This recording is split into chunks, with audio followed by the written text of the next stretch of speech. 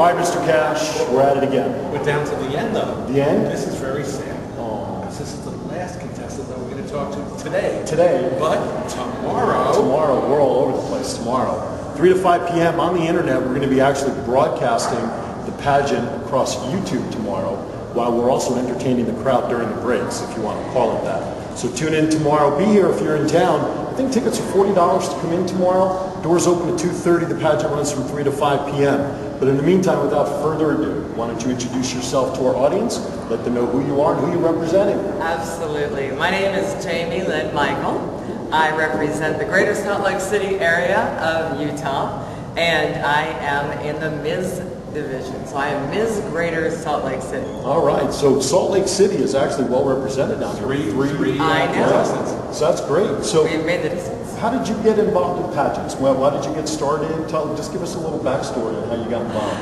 It's crazy. I have an identical twin sister, and she competes in Mrs. Colorado as Mrs. Parker, which is a southern suburb of the Denver area. Yeah. So she got into it, and I saw the progression it made in her life, the philanthropy that she got involved in, the self-benefication, if you will. That's and a good she's word. a mom.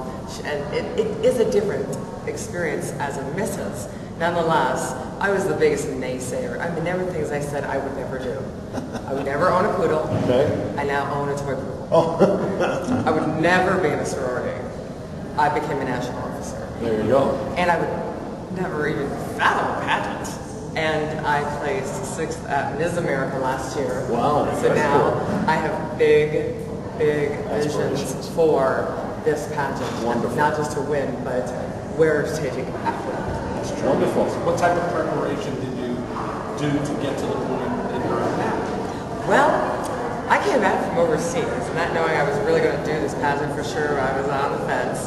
And I was in Israel, and for whatever reason, everywhere you go in Israel, they give you a buffet. So I was eating hummus like no one's business, and I had 20 pounds of hummus and beef brisket and everything else on me. So I got into boot camp real quick.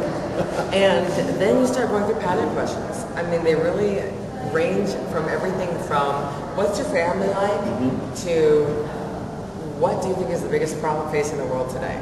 I mean, the gamut is extreme, and you just don't know. You need to be able to think on your feet. And it's very important that you're sincere. Judges can see through when you're trying to answer what you think they want to hear.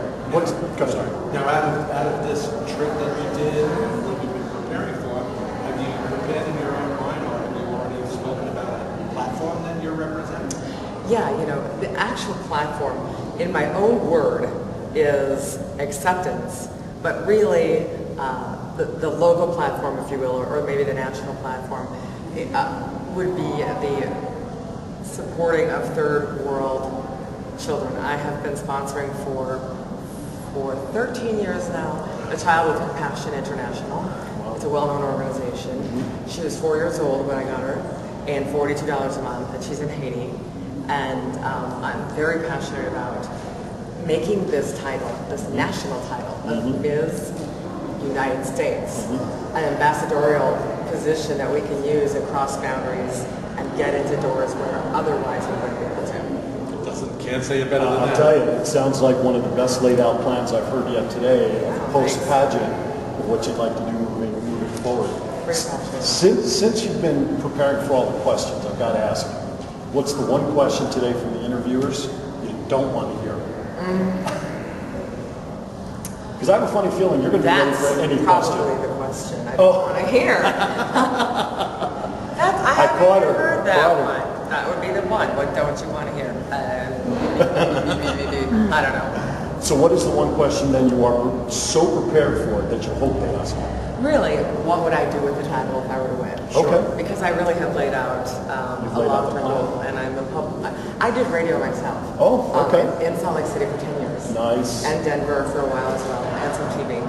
And so I know the drill a little bit on that side. And then I went back and did public relations and marketing. Okay. So I've got a big PR plan to lay out the United States pageant forum. A lot of people are familiar with Miss America. Right, They right. see a Miss America, they see a Miss Nevada, and they don't know that it's Miss Nevada USA. Right. They don't know that it's Miss Nevada United States. Right. I would like to make the United States system a household name. There you go.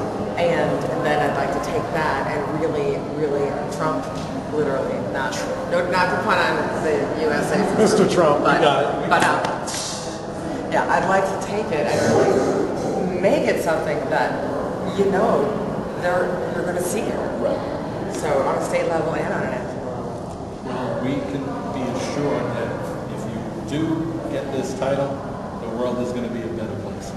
I want to leave it better than I found it, and more importantly, I want to not just use other sage quotes, because we all have great quotes. Right. We prepare for these pageants with sage quotes. Right. But I would love to be sage enough to be quoted. Well, that's interesting. I like that. I Good like job. the angle on that. Good job. I like that. So do you have a quote prepared that is yours? I don't have problems. I have situations. Okay. And then you find solutions. And solutions. Solutions. Add that Right. to it. And solutions. That's I don't better. have problems, I have a situation. And then you find solutions. Mr. Cash, I don't know about you, but I would not want to be a judge today. No, Because of all the it's too candidates tough. that we've It's too met. tough. Well, they're hot. First of all. That doesn't The hurt. youth, I'm the oldest one in the group, I think. I'm pretty sure. Well, once we got out of the Miss Teen categories, we didn't ask ages. Yeah, probably a good idea. So we didn't ask. Especially if I'm you and I perpetually don't ask.